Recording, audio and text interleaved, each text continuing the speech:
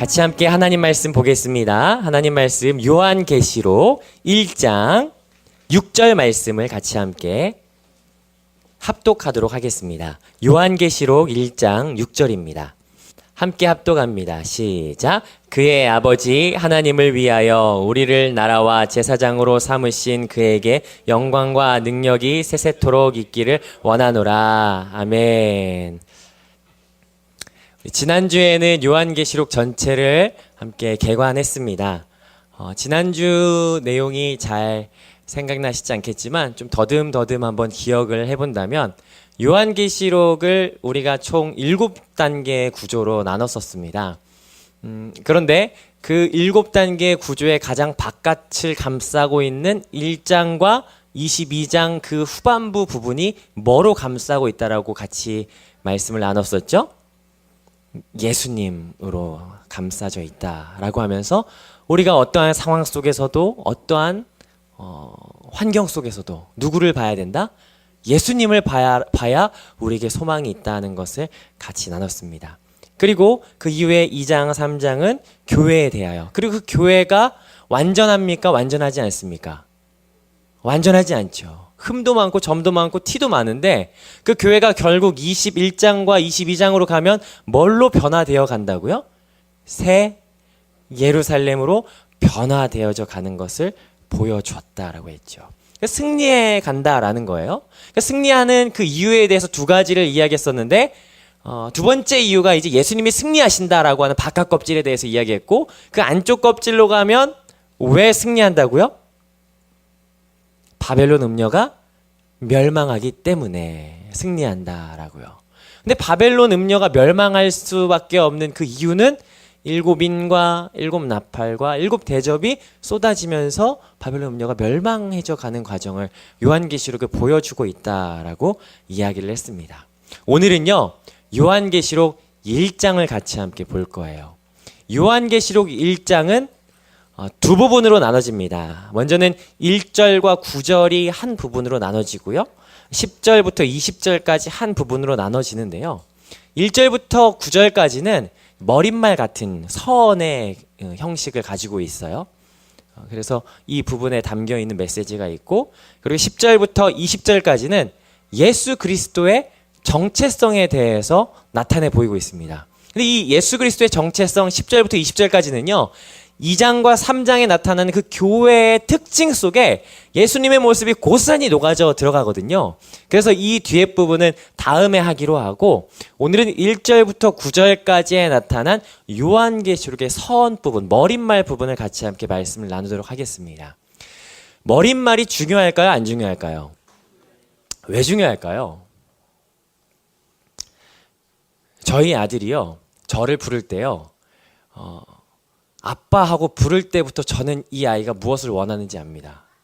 그렇지 않나요? 아빠 하고 이렇게 이야기하면 뭔가가 있는 거예요. 저와 저희 아들만의 알고 있는 어떠한 뭔가 원하는 것이 담겨져 있는 거잖아요. 그런 것처럼 요한계시록이 앞부분에서 이 앞부분의 내용을 살짝 열거하는 이 풀어나가는 이 장면은요, 요한계시록 전체를 통해서 무엇을 말하고자 하는가에 대한 핵심적인 부분이 고스란히 들어가 있다라는 거죠. 그래서 1절부터 9절까지 내용을 통해서 그러면 요한계시록이 우리에게 기대하는 바가 무엇일까? 우리에게 기대하는 바가 무엇일까라는 것을 우리가 함께 보도록 할 거예요. 먼저는요, 우리보다 먼저 고려해야 될 대상은 누구일까요?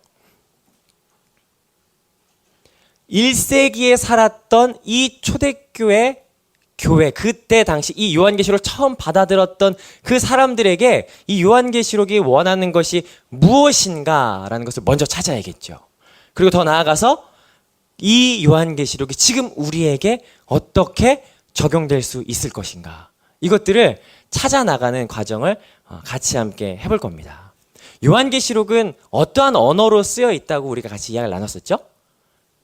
여기 1장 1절 뒤에 부분, 그 천사를 그 종 요한에게 보내어 알게 하신 것이다, 이 알게 하신 것이다 라는 것이 어떠한 말의 의미를 가지고 있다고 이야기를 나눴었죠? 상징하신 것이다. 상징한다 라고 하는 것이 굉장히 애매한 것이 아니고요, 이미 우리가 알고 있는 그 상징 언어를 통해서 이렇게 이야기한다라는 것을 우리가 같이 함께 바라봤으면 좋겠고요. 그래서 먼저 이 요한계시록 1장 1절부터 9절 사이에 그럼 무엇을 이야기하는지 드러내 보이기 위해서 먼저 요한계시록의 성격이 무엇인지를 먼저 보면 좋을 것 같아요. 요한계시록은 성격이 뭘까요? 성격이 뭐냐고 하니까 좀 대답하기가 애매하신데, 마태, 마가, 누가, 요한은 뭐라고 하죠? 복음서. 예. 창세기, 출애굽기, 레위기, 민수기, 신명기를 뭐라고 하죠? 율법서. 여호수아부터 쭉 해서 그럼 뭐라고 하죠? 역사서, 예언서 이렇게 이야기하잖아요. 그런 것처럼, 그리고 그 로마서, 히브리서 이런 거 뭐라고 하죠? 서신서 하잖아요. 그럼 요한계시록은 뭐라고 정의 내릴 수 있을까요?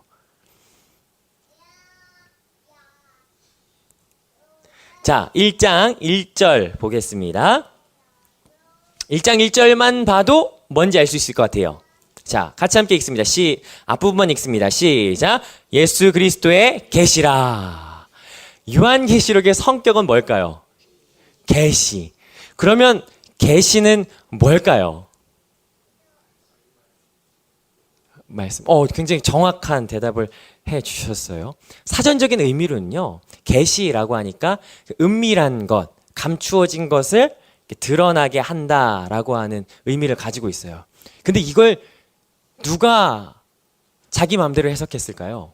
이단들이 자기 마음대로 해석했어요. 계시라고 하는 것을 가지고, 그래서 내가 그 계시를 내가 봤어. 그 계시를 내가 뭔지 알아. 나만 알고 있는 이 계시라고 해서 많은 이단들이 파생되어져 갔죠. 근데 이 계시는 뭔가요? 계시의 속성.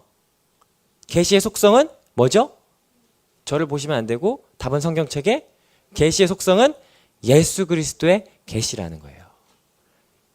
예수 그리스도의 계시다. 예수 그리스도의 계시다라고 하는 것을 우리나라 말로 이렇게 풀었으니까 조금 애매한 것 같은데, 사실 원어도 조금 애매해요. 두 가지 의미를 가지고 있는데, 예수 그리스도가 나타낸 계시, 또 다른 의미는 예수 그리스도를 나타낸 계시. 한글로 읽어도 그렇잖아요. 예수 그리스도의 계시라. 그럼 예수님이 나타내신 건가? 아니면 예수님의 계시인가? 애매한데 원어도 두 가지 의미를 다 가지고 있어요. 예수 그리스도가 나타낸 계시 또는 예수 그리스도를 나타낸 계시. 뭐가 맞을까요? 둘 다 맞아요. 둘 다 맞아요. 그래서 예수 그리스도를 나타내고 예수 그리스도께서 주관하시는 계시라는 거예요. 그래서 우리가 요한계시록을 계속해서 볼 때 누구를 놓치지 말아야 됩니까? 예수님을 놓치면 안 돼요. 끝까지 예수님을 붙잡아야, 예수님을 바라봐야 요한계시록이 어떠한 책인지 우리는 명확하게 알 수 있다는 거죠. 근데 요한계시록에서 나타나는 이 예수 그리스도의 계시다라고 하는 것이 마치 이단들은요, 이전에 없었던 굉장히 새로운 것, 내가 어젯밤에 본 꿈, 아니면 내가 며칠 전에, 몇 년 전에 보았던 그런 것을 계시라고 이야기해서 자기들 나름의 이야기들을 펼쳐놓는데, 1번 새로운 계시일까요? 아니면 이전에 알고 있었던 계시일까요? 그 계시를 2절에 이렇게 이야기합니다. 2절 같이 한번 읽어보겠습니다. 시작.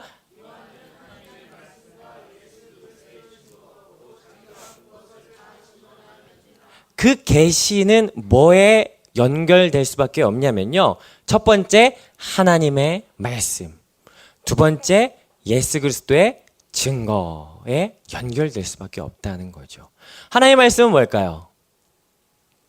다 찾아보면 좋겠지만 사도행전 4장 31절, 기타 31절과 6장 2절, 8장 14절, 11장 1절에 보면 하나님의 말씀에 대하여 무엇을 이야기하냐면 옛 선지자들이 말했던 말과 사도들의 증거를 이야기해요. 그건 뭐냐면 구약 성경을 이야기하는 거죠. 예수 그리스도의 증거는 뭘까요? 우리 어렴풋이 알 수 있겠죠. 예수 그리스도의 증거라는 건 뭐죠? 예수님께서 살아오신 행적과 예수님이 말씀하신 말과 그 모든 증거를 이야기하는 것, 그것을 우리는 뭐라고 이야기합니까? 신약 성경이라고 이야기하는 거예요. 그러면 이 계시라고 하는 것은 하나님의 말씀 구약 성경과 예수 그리스도의 증거인 신약 성경 하나님 말씀 이 성경에 기록되어 있는 성경 안에서 해석될 수 있는 계시다라는 것을 우리가 알아야 된다는 거죠. 어떤 사람들은 그래서 이단 중에 어떤 사람들은 그래서 구약 버리고 신약 때 버리고 요한계시록만이 진짜라고 하는데 여기서부터 벌써 어긋나기 시작하는 것을 볼 수가 있습니다. 즉 다시 말하자면 이 예수 그리스도의 계시다라고 하는 보여주시는 이 계시 요한계시록은 이 계시를 더욱 선명하게 드러내 보이는 것은 구약과 신약의 말씀이고 구약과 신약이 이 계시를 더 선명하게 드러낸다라는 것을 우리는 알 수 있다는 거예요. 첫 번째 특징은 뭐냐면 계시라는 거였어요. 그럼 두 번째 특징도 있겠죠. 제가 첫 번째라고 이야기했으니까. 왜냐하면 여기 요한계시록의 세 가지 성격 1, 2, 3이 있으니까 첫 번째는 계시고 두 번째는 뭘까요? 3절 같이 보겠습니다. 3절 1장 3절 같이 읽어보면요. 시작. 이 예언의 말씀을 자 뭐라고요? 예언이다. 예언. 요한계시록은요. 예언이다라는 거예요. 예언이 뭘까요? 예언을 이야기하면 앞날을 막 이야기한다라고 생각하는데 예자가요. 그런 예자가 아니고 미리 예자가 아니고 맡길 예자예요. 그래서 예금할 때 예자를 여기에 똑같이 쓰는 거거든요. 그래서 하나님의 말씀을 맡긴다. 오히려 더 풍성한 의미를 가지고 있죠. 이건 선지자적 선포를 말하는 거예요. 계시가 은밀한 것을 드러내는 것이 계시라면 예언은 한 걸음 더 나가서 선지자들이 선포한다라는 것은 뭘 기대하는 거예요? 그것이 성취되어 나타내기를 기대하는 바가 있다라는 것을 여기서 보이는 거죠. 그래서 이 예언의 말씀을 어떻게 해야 되는 거예요? 3절 더 읽어보면요. 이 예언의 말씀을 어떻게 하는 겁니까? 단순히 그냥 이 예언의 말씀이 있는 것이 아니라 계시로 드러났다면 그 예언의 말씀을 어떻게 한다고요? 3절 읽겠습니다. 시작. 이 예언의 말씀을 읽는 자와 듣는 자와 그 가운데 기록한 것을 지키는 자는 복이 있나니 때가 가까움이라. 어떻게 하라고요? 세 가지. 읽는 것과 듣는 것과 지키는 것. 그럼 이 말씀이 성취되기 위해서는 계시로 이것을 우리에게 주어 주셨을 때 그것으로 끝나는 것이 아니라 그럼 1절에서 머무는 거죠. 거기서 끝이 아니라 3절까지 나아가서 이 예언의 말씀을 읽고 듣고 지켜 행하는 것. 이것이 우리에게 뭐가 있다고요? 복이 있다라고 하는 거예요. 이 복이 있다라고 하는 것이요. 어디에서 나오는 말과 똑같냐면 마태복음 5장에 복이 있다. 심령이 가난한 자는 산상수훈에 나오는 이 복이 있다라고 하는 단어와 똑같은 단어예요. 하나님의 어떤 호의와 공급함을 받는 것, 그러한 복이 있다. 그 복을 누리게 된다라고 하는 것을 이야기하는 거예요. 두 번째 특징은 예언입니다. 세 번째 특징은 뭘까요? 이건 여러분들이 아실 수 있을 것 같습니다. 세 번째 특징은 뭘까요? 자, 계시의 특징을 가지고 있어요. 예언의 특징을 가지고 있어요. 세 번째는 이 요한계시록의 특징이 어떠한 특징을 가지고 있을까요? 오! 편지. 우리 조혜준이 맞췄어요. 훌륭해요. 편지의 특징을 가지고 있어요. 서신서와 같은 형식을 가지고 있죠. 읽고 듣고 지키는 자에게 복이 있어요. 그러면 읽고 듣고 지키는 자는 복이 있는데 그럼 나만 이것을 가지고 복이 있으면 될까요? 아니요. 이것은 어떻게 되었어요? 어떻게 됐죠? 4절 같이 한번 읽어볼게요. 4절 같이 읽겠습니다. 시작. 요한은 아시아에 있는 7 교회에 어떻다고요? 편지하노니 다 같이 읽고 듣고 지켜져야 된다. 그래서 편지로 7 교회에 보내졌다라고 하는 것을 여기서 보여지게 됩니다. 7 교회에 보내졌다라고 하는 그 7이라고 하는 상징적 숫자에 대해서 여러 견해가 있지만 이 7 교회만 보내졌을까요, 그러면? 에베소, 서머나 쭉쭉쭉쭉 7 교회만 보내졌을까요, 그러면? 이 편지가? 만약에 7 교회에만 보내졌다면 지금 우리 손에 이것이 들려 있어야 될 이유가 하등 없습니다. 그 교회만 가지고 읽으면 되거든요. 왜냐면 그 교회에만 보내진 것이기 때문에. 근데 이것이 우리 손에 들려져 있고 이것이 일곱 교회에 보내졌다라고 하는 사실은 완전한, 즉 모든 교회와 모든 주의 백성들에게 보내졌다라는 것을 말할 수 있겠다라는 거죠. 그러면 이것이 에베소 교회만 적용되는 것이 아니라 지금 우리에게도 적용되는 말씀이다라고 하는 것을 우리가 알 수 있겠죠. 근데 한번 생각해 봅시다. 편지라고 하는 것이요, 뭐가 있을까요? 편지에는 먼저 받는 사람이 있어요.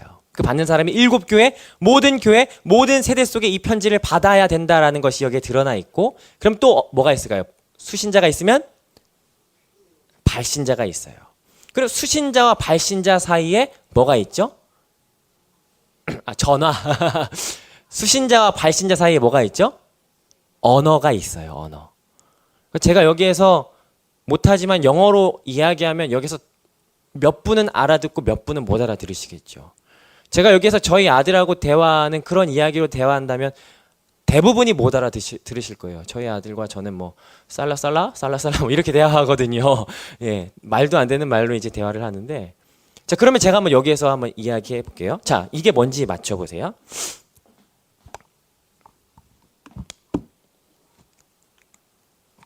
자, 이게 뭘까요? 앞에 애들은 벌써 다 알았는데 뒤에 분들은 이게 뭐야? 인정이라는 말이에요. 네. 자, 그럼 한 번 더 하죠. 자, 이게 무슨 말인지, 자, 말하지 말고 니들 말하지 마. 이제 꿀잼이라는 말이 무슨 말인지 아시나요? 모르시겠죠. 이게 꿀이 달콤하니까 굉장히 달콤하게 재미있다, 많이 재미있다 라고 하는 의미예요. 꿀잼. 자, 그리고 하나만 더 해보죠. 자, 이 말로 해볼게요. 이준이가 어떤 행동을 했어요. 그래서 제가 이준이에게 뭐라고 이야기하냐면, 이준아, 그건 진짜 칭찬 각이다. 각이 무슨 말일까요? 모르시겠죠. 100% 칭찬받을 행동이다라는 거예요. 딱 그 각도기로 재본 각이, 사이즈가 칭찬받을 사이즈다. 또 하나만 더 해볼게요. 야, 이거 진짜 해자야. 이게 무슨 말일까요? 어른들 소외감 느끼시죠? 저 비용으로 고효율을 낼 때 해자라고 해요. 왜냐하면 편의점에서 김해자 도시락이 싼데 진짜 맛있어가지고 사람들이 해자 그러면 그게 저 비용의 고효율을 이야기하는 걸 이제 그렇게 이야기해요. 한 요한계시록 시간에 이게 무슨 말이냐 싶은데 보세요. 요한이 각 교회에 편지를 썼어요. 그런데 이러한 언어를 쓴 거예요. 이걸 상징 언어라고 이야기하는 거죠. 아마 이 요한계시록을 받아서 읽었던 그 교회, 그 시대 사람들은요, 이 요한계시록을 읽으면서 어땠을까요? 마음의 위로가 확 됐을 거예요. 그리고 일어서서 내가 주님을 더 잘 믿어야지라고 하는 그 동기부여가 정확하게 됐을 거예요. 근데 지금 이걸 읽는 우리는 어때요? 좀 잘 모르죠. 상징 언어로 써 있기 때문에. 그래서 이것에 대한 해석에 대한 노력이 필요하다라는 거예요. 근데 핵심은 있어요. 핵심은 뭐죠? 핵심은 예수님이 승리하신다. 그게 핵심이라는 거예요. 그것을 여러 가지 상징으로 보여준다는 것을 이렇게 이야기를 했던 것이죠.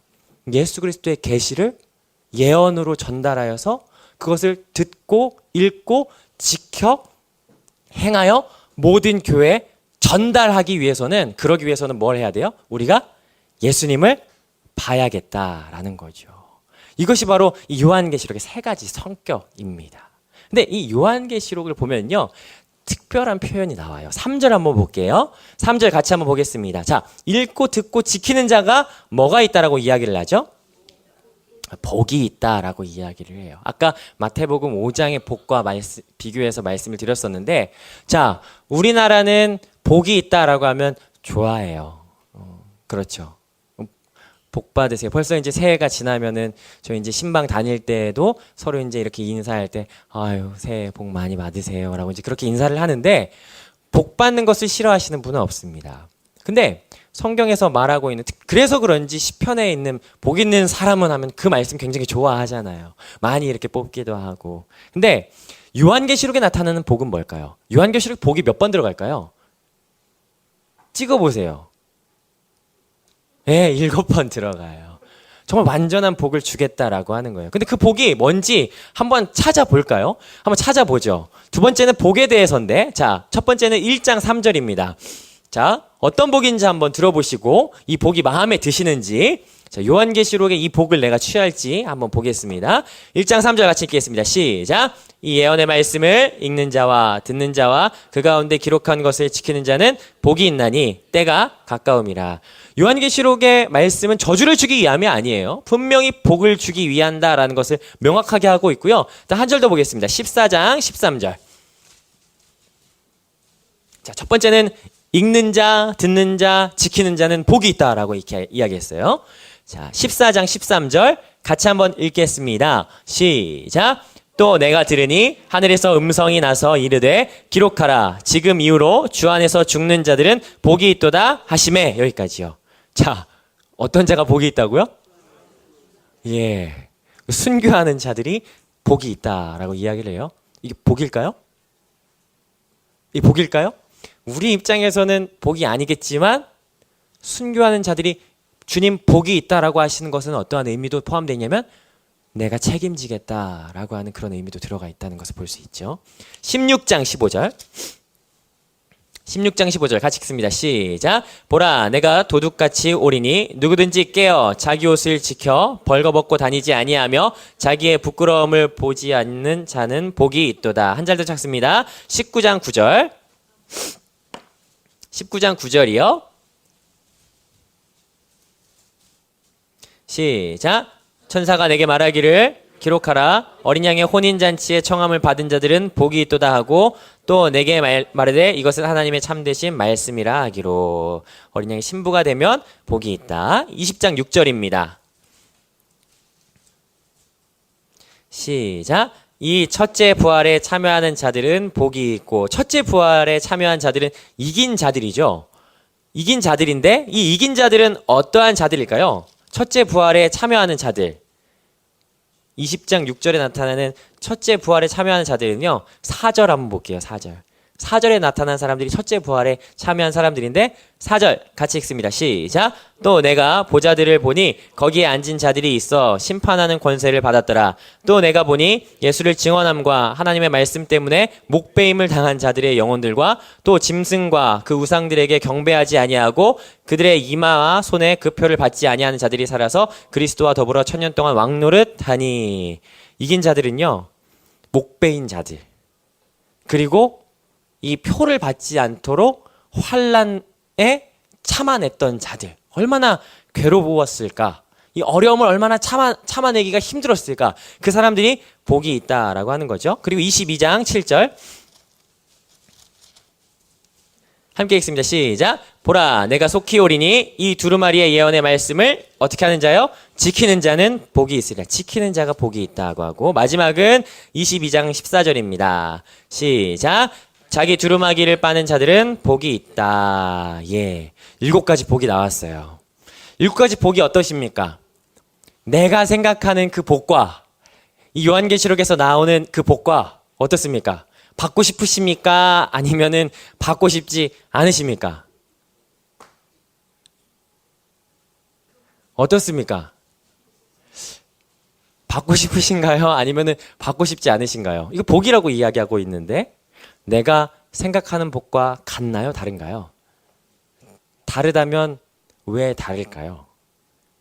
우리 마음에는요, 이 성경에서 말하고 있는 하나님의 그 복에 대하여 내 마음대로 생각하고 왜곡하고 싶어하는 마음이 있어요. 그래서 하나님 말씀하시는 그 복에 대해서는 살짝 뒷걸음질 치지만 그 외에 그 다른 것에 대해서는 발을 담그고 싶어하는, 세상과 하나님과를 두 가지를 같이 겸하고 싶어하는 마음이 우리 가운데서 교묘하게 자리 잡고 있다라고 하는 거죠. 그럴 때는 어떻게 해야 될까요? 우리 주님을 더 배워나가면 될 거예요. 그러면 분명히 우리는 용감해지고 씩씩해질 수 있을 겁니다. 고난 앞에서도 두려워하지 않을 수 있고 그 고난에 동참함으로써 인내함으로써 하나님께서 말씀하시는 그 복을 받는 우리가 될 수 있을 겁니다.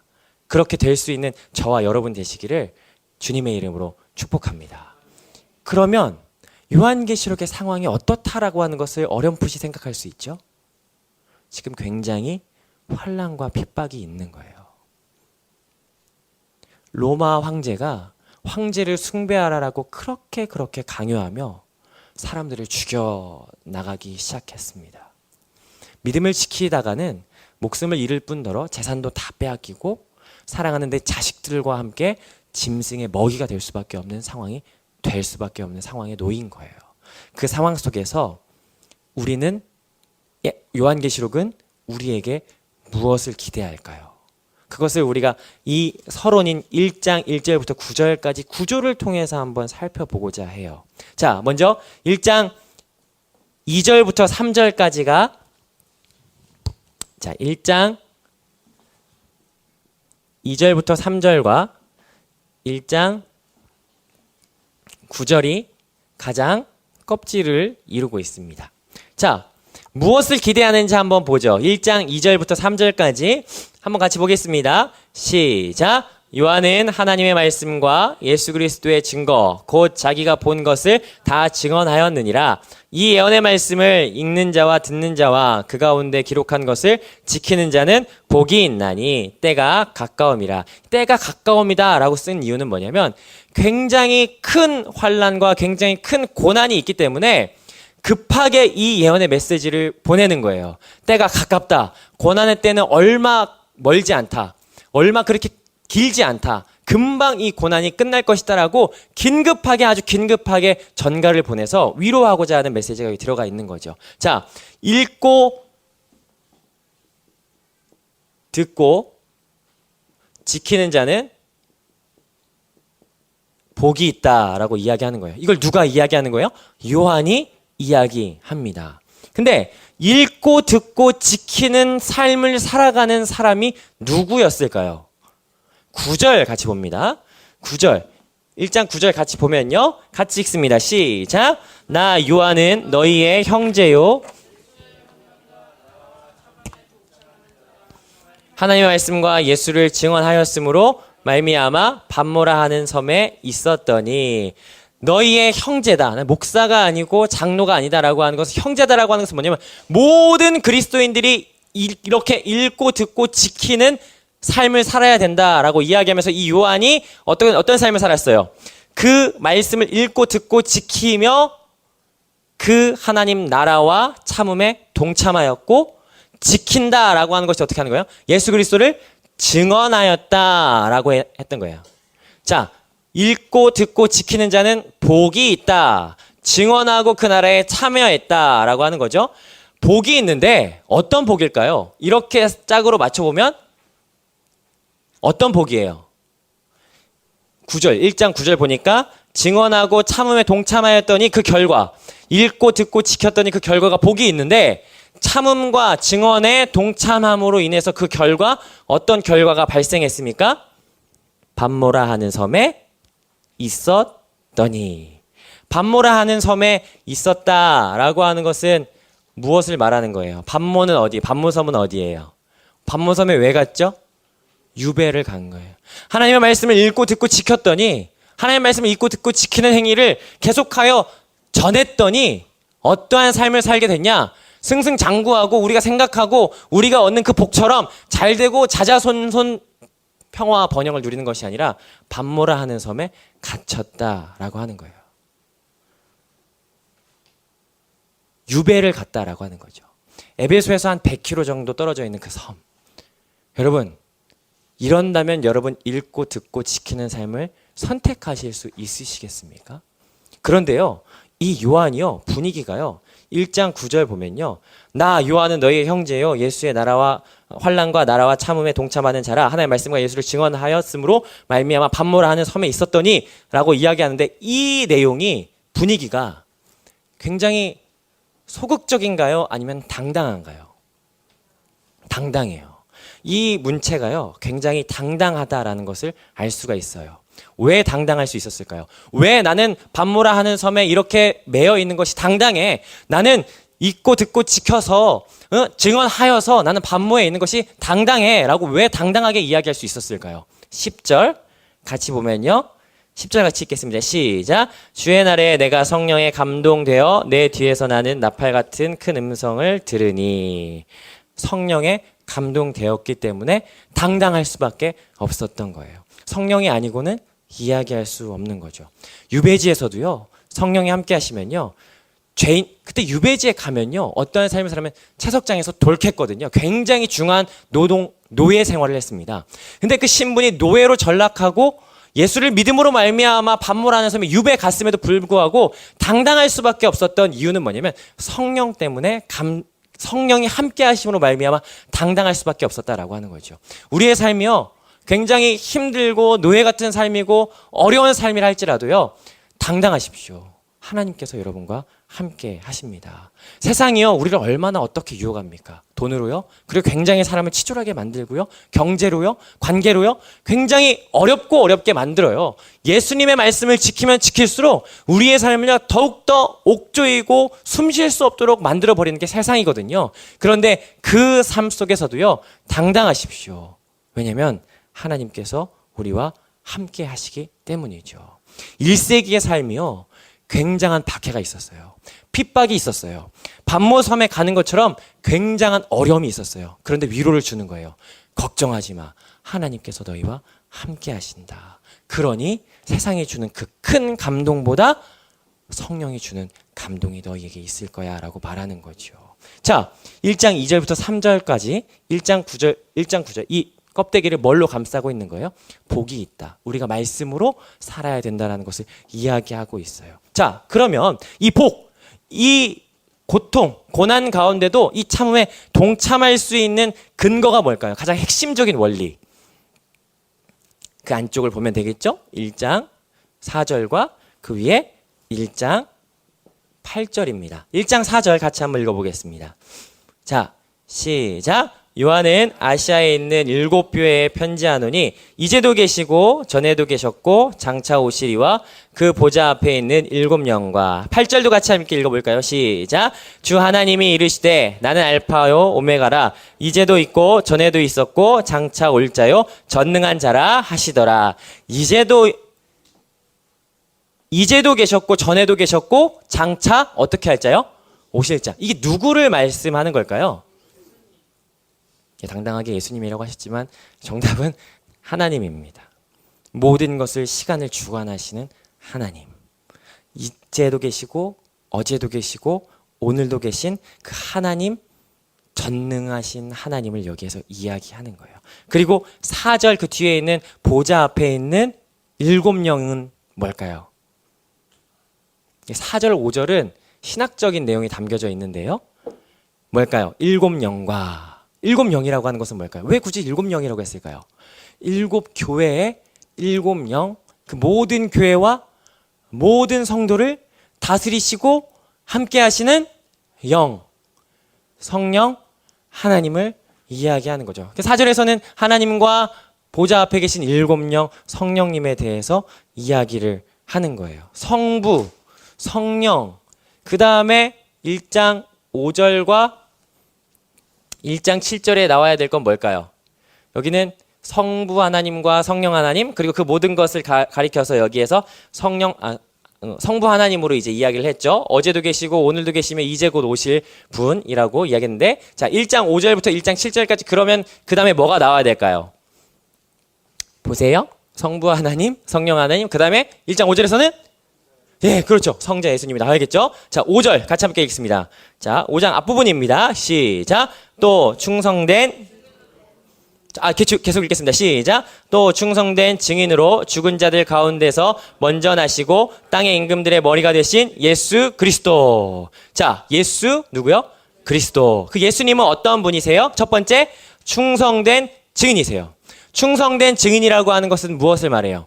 모든 우리들의 증인의 본이 되신 충성된 증인이심을 이야기하는 거예요. 하나님의 말씀을 성취하시고 그 말씀을 대언하실, 이 가운데 말씀하시는 충성된 증인으로 오신 예수 그리스도에서 이야기하고 있고, 충성된 증인이고 죽은 자 가운데에서 어떻게 하신 분이요? 먼저 나신 분. 이건 뭘 말하는 것 같습니까? 십자가와 부활 사건을 여기에서 담고 있는 거고, 자, 그리고 땅의 임금들의 뭐가 되셨다고요? 머리가 되셨어요. 예수님이 뭐가 되신다고요? 머리가 된다라는 것은 무엇을 뜻합니까? 왕이 된다라는 거예요. 아무리 도미티안이, 네로가 황제를 숭배하라고 강요하며 그리스도인들을 박해하고 죽여나갈 때에도 그 지상의 왕들이 그렇게 거대하고 커 보인다 할지라도 실질적으로 그들을 모두 다스리시고 발 아래에 두시는 분은 누구시다? 예수 그리스도시다라는 것을 여기서 증거하고 있는 거죠. 예수님이 모든 왕 중에 왕이 되십니다. 할렐루야. 여기서 진짜 아멘이 나오면 참 좋을 텐데, 예수님이 모든 왕 중에 왕이 되십니다. 죽음까지도 정복하신 그분, 왕이시라는 거죠. 그분이 그러면 어떻게 하신다는 것을 이 7절에서 이야기할까요? 5절과 7절이 이 안쪽으로 들어와 있는데, 7절이 어떻게, 7절 한번 읽어보겠습니다. 시작. 그분이 어떻게 하신다고요? 그분이 구름 타고 오신다고요. 지금 배교자들이 속출하고 있어요. 고난이 두려워서, 핍박이 두려워서, 나의 삶이 어려워지는 것이 두려워서, 내 자녀들이 고통받는 것이 힘들어서 예수를 버리고 배교하는 사람들이 속출하고 있는 거예요. 그런데 예수님이 어떻게 하신다고요? 재림하신다고요. 재림하시면 복을 누리는 자도 있겠지만 어떻다고요? 애통하는 사람도 있겠다라고 하는 거죠. 근데 지금 보니까 어떻습니까? 예수님이 다시 오실 것 같아요? 안 오실 것 같아요? 하늘을 봐도, 그리고 내가 하루하루 살아도 예수님이 오실 것 같습니까? 안 오실 것 같습니까? 아, 오실 것 같습니까? 아멘. 그 믿음만이 있으면 우리가 이 땅을 살아가는데 전혀 문제가 없을 겁니다. 근데 하루하루 살아보니까 예수님이 오실 것 같지 않거든요. 그러니까 배교하는 거죠. 그러니까 뒤돌아서는 거죠. 그러니까 버리는 거죠. 이런 상황들이 속출하는 상황에서 요한은 계속해서 강조하고 싶은 거예요. 강조할 수밖에 없는 거죠. 주님 곧 오신다. 이 말씀은 곧 우리에게도 적용된다라고 생각합니다. 세상을 살아가다 보니까 예수님보다 더 큰 왕들이 있는 것 같아요. 세상을 살다 보니까 예수님보다 더 힘이 있는 왕이 있는 것 같아요. 그래서 따라갈 수밖에 없는 이 상황 가운데 우리에게 큰 권면의 말씀과 아주 두려운 말씀은 뭐냐면 주님 곧 오신다라는 말씀이에요. 저는 이 말씀이요, 우리 귀에 쟁쟁하게 선포되어 울려 퍼지기를 주님의 이름으로 축복합니다. 주님은 분명히 오십니다. 자, 하나님으로 여기 성부, 잘 안 나오네요. 여기 성부 하나님과 성령 하나님이 있었고, 여기 성자 예수님으로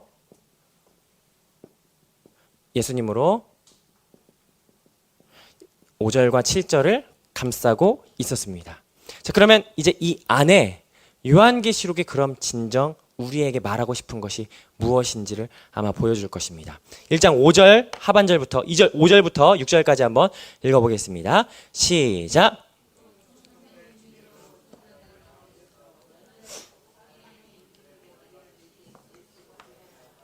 은혜와 평강이 너희에게 있기를 원하노라. 우리를 사랑하사 그의 피로 우리 죄에서 우리를 해방하시고 그의 아버지 하나님을 위하여 우리를 나라와 제사장으로 삼으신 그에게 영광과 능력이 세세토록 있기를 원하노라. 예수 그리스도 5절 거기 예수 그리스도까지 했고요. 그 아래부터 보면요. 자, 예수 그리스도 말미암아 은혜와 평강이 너희에게 있기를 원하노라. 우리를 사랑하사 그의 피로 우리 죄에서 우리를 해방하시고 그의 아버지 하나님을 위하여 우리를 나라와 제사장 삼으신 그에게 영광과 능력이 세세토록 있기를 원하노라. 하나님께서요, 우리를 무엇을 삼으셨답니까? 나라와 제사장 삼으셨다는 거예요. 그렇기 때문에 여러분들에게 은혜와 평강이 있기를 원한다라고 하는 거죠. 은혜와 평강이 있기를 원한다라고 하는 것은 서신서에 많이 등장하는 내용이에요. 정말 이 환난 속에서, 이 핍박 속에서 위로부터 내려지는 하나님의 은혜가 너희에게 있기를 원한다.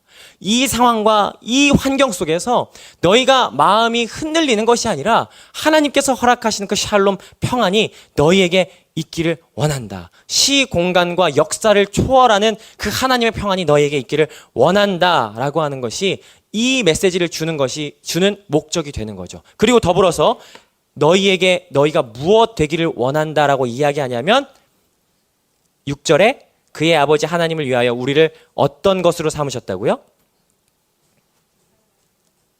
나라와 제사장 삼았다는 거예요. 지금 1세기의 이 상황으로 한번 들어가 보는 거죠. 상황이요, 녹록치 않아요. 굉장히 고난받고 있어요. 그리고 내 마음속에는 조금만 더 심한 핍박이 오게 되면 나 배교할 거야 라고 하는 마음도 꿈틀꿈틀 싹트고 있어요. 오늘 옆집에는 예수님을 믿는다는 이유로 그의 자녀가 죽임을 당했어요. 그리고 내일도 예수님을 또 믿겠다고 하면 둘째 아이도 죽이겠대요. 그 죽이는 방법이 너무나 처절하고 잔인하여서 차마 입에 담을 수 없을 정도의 극악무도함이에요. 이런 상황 속에서 우린 배교할 여지가 충분히 남아 있습니다. 나는 예수님을 포기하고 싶고 예수님 등져버리고 싶고 나는 예수를 믿는다는 말만 하지 않으면 내가 살 수 있는 길이 열리고 예수를 믿지 않는다고만 하면 내가 먹을 것과 입을 것과 살 수 있는 길을 보장해 준다라고 할 때 우리는 어떻게 해야 할까? 그때 우리에게 가장 큰 위로를 주는 것은 무엇이냐면 우리의 정체성이 무엇인지 다시 한번 되짚어주는 거라는 거예요. 너의 정체성이 무엇이냐라고 봤더니 너희는 나라와 제사장이다.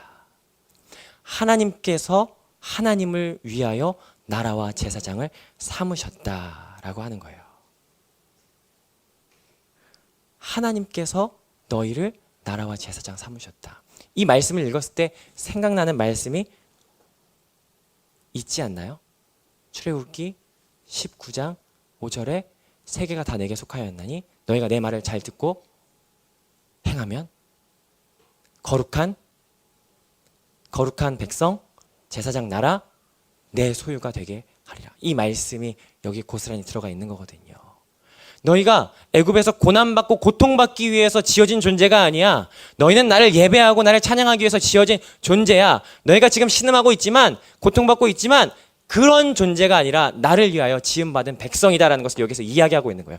너희가 고난당하고 있지만 너희가 고통당하고 있지만 그 고통이 극심하여서 내가 왜 이렇게 태어났을까? 내가 왜 이런 상황 속에 있을까라고 포기하고 싶은 상황에서 하나님께서 다시 한 번 더 말씀하시는 거예요. 너는 보배롭고 존귀한 내 자녀다. 나라다. 제사장이다. 너를 통해서 분명히 할 일이 있다. 천하 만국을 아버지의 나라로 만들 그 목적이 너에게 있다라는 것을 여기에서 이야기하는 거죠. 변함없이 출애굽 때도 변함없이 너는 내 백성이었다면 여전히 고난받는 이 상황 가운데서도 여전히 너는 내 백성이다라고 하는 것을 여기서 하나님께서 말씀하시는 거예요. 그리고 너에게 비전이 있다. 너에게 사명이 있다. 나라와 제사장 이 모든 하나님의 계획이 이 안에 고스란히 들어가 있다라는 것을 말씀해 주시는 거예요. 그렇기 때문에 뭐 해라? 조금만 참고 인내해라 라고 하는 권면의 말씀을 우리에게 주시는 거죠. 고난 가운데, 환난 가운데 성자 예수님으로 감싸고 성부 하나님으로 감싸는 이 상황이 이들에게는 위로가 될 수밖에 없을 거예요. 어느 때에 이들이 나라와 제사장으로 완성될 수 있을까요? 예수님 안에 거할 때, 하나님 안에 거할 때, 그 말씀을 읽고 듣고 지키는 삶을 살아갈 때 이들은요 나라와 제사장의 정체성을 고스란히 이기는 자로 승리해 나갈 수 있다라는 것이죠. 그래서요 뒤편에 나의 안에 거하라 라고 하는 찬양을 같이 함께 담아봤어요. 나의 안에 거하라. 나는 내 하나님이니. 모든 환난 가운데 너를 내버려 두는 자가 아니라 너를 지키는 자다. 아무리 고난이 다가오고 핍박이 다가와도 두려워하지 마. 내가 너를 지켜줄 거야. 놀라지도 말고 무서워도 마. 내가 언제나 너를 붙잡아 줄 거야. 라는 권면의 메시지가요. 이 가운데 울려 퍼진다라고 하는 거예요. 요한계시록의 상황은요. 굉장히 처절해요. 믿음을 금방이라도 저버릴 수밖에 없는 악한 상황이에요. 혹독한 상황이죠. 그런데 그 가운데서요 하나님께서 위로하시고 권면하시는 이 말씀이 우리에게도 위로가 되기를 주님으로 축복합니다. 혹시 내가 예수 믿는다는 이유로 손해를 보고 사십니까? 내가 예수님 때문에 고난 받으십니까? 여러분 그렇다면 이 말씀이 우리에게 위로가 되기를 소망해요. 하나님께서는 우리를 향한 놀랍고 위대한 뜻과 비전을 갖고 계세요. 그 계획은 출애굽 때에도 변함이 없었고 세상 끝날 때에도 여전히 변함없는, 성경의 첫 부분과 마지막 부분에서도 여전히 변함없는 그 신실하신 하나님의 약속임이 여기에 주어지고 있는 거예요. 그렇기 때문에요, 우리가 해야 될 건 단 한 가지예요. 하나님 안에 거하는 거예요. 말씀 안에 거하는 삶을 사는 거예요. 그 안에 있을 때 우리는 참된 위로와 참된 안식이 우리 안에 있을 줄 믿습니다. 우리의 삶이 하나님 앞에서 하나님 안에 거하는 삶을 통하여 참된 위로와 이 거친 세상 속에서 온전히 주님을 바라봄으로 힘을 얻는 그 삶이 되기를 바라며 우리 찬양 같이 함께 부르시고 마치도록 하겠습니다.